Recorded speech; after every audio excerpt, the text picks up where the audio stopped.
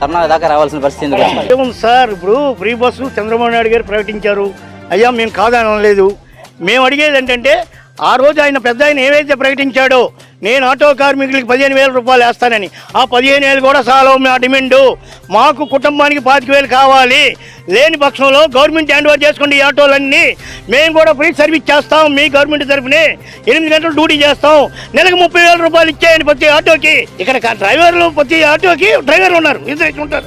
ఆ డ్రైవర్లందరినీ మీరే hand over చేసుకోండి.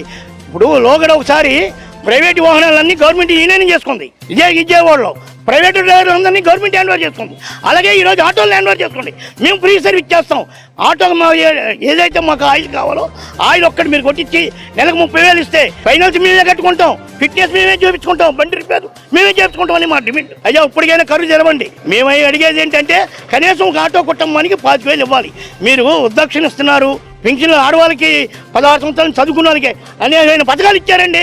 మీరు ఈరోజు ఆటో వాళ్ళని కూడా మీరు ఆదుకోవాలి. ఆదుకోకపోతే ఏం చేస్తారు? ఉరి పోసుకుంటారు, చస్తారు.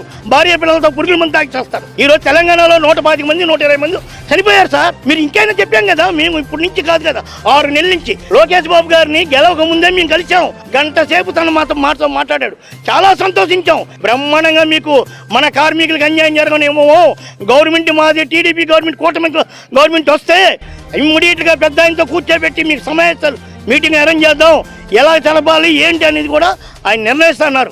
కానీ ఆ నిర్ణయం నీటిలోనే కలిసిపోయింది. ఇంతవరకు అది జరగల. కనుక ఇప్పటికైనా సరే మాతో ఆటో చర్చలు జరపండి. మీరు ఏదైనా నిర్ణయం చేయాలనుకుంటే అది చెయ్యండి. కానీ ఇప్పటికైనా మేము బాధపడేది అదే. ఈరోజు ఇంకా మేము బస్సులకి వ్యతిరేకం కాదు, బస్సు తిరగొద్దని మేము చెప్పట్లేదు సార్. మేము ఫ్రీ బస్సులు పెట్టండి, మా ఆడవాళ్ళు కూడా ఎక్కుతారు కాదని మేము అట్లా. కానీ ఆటో కుటుంబాలను ఆదుకోండి అని చెప్తున్నాం బాబు. ఇది విషయం.